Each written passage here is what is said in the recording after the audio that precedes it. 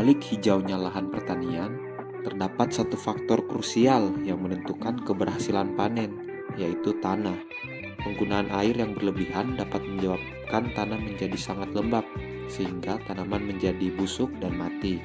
Kekurangan air juga dapat menyebabkan tanah menjadi kering, sehingga tanaman menjadi mati juga. Nah, dan penggunaan air yang tidak efisien juga dapat membuat kerugian kepada petani. Banyak petani masih bergantung pada metode tradisional untuk memantau kelembapan tanah. Hal ini memakan waktu, tetapi juga seringkali tidak akurat, sehingga menyebabkan pemborosan air dan risiko gagal panen yang dapat merugikan petani tersebut. Dari masalah tersebut, mendorong saya untuk menciptakan sebuah sistem yang dapat secara otomatis dan akurat mengklasifikasikan kondisi kelembapan tanah.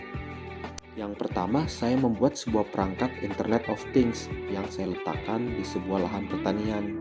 Perangkat ini dilengkapi dengan serangkaian sensor untuk mengukur kondisi tanah, seperti sensor kelembapan tanah, sensor suhu tanah, sensor suhu udara, sensor kelembapan udara, dan sensor curah hujan. Dan kemudian, semua sensor-sensor tersebut disatukan ke dalam microcontroller untuk mengumpulkan data kondisi tanah secara real time. Kemudian yang kedua, secara arsitektur, data dari perangkat Internet of Things dikumpulkan menjadi sebuah dataset. Dataset mentah ini kemudian melalui tahap pengolahan data, di mana data dibersihkan dan diperkaya melalui rekayasa fitur. Data yang siap pakai kemudian dibagi untuk melatih dan menguji dua model machine learning yang berbeda, yaitu random forest dan naive bayes.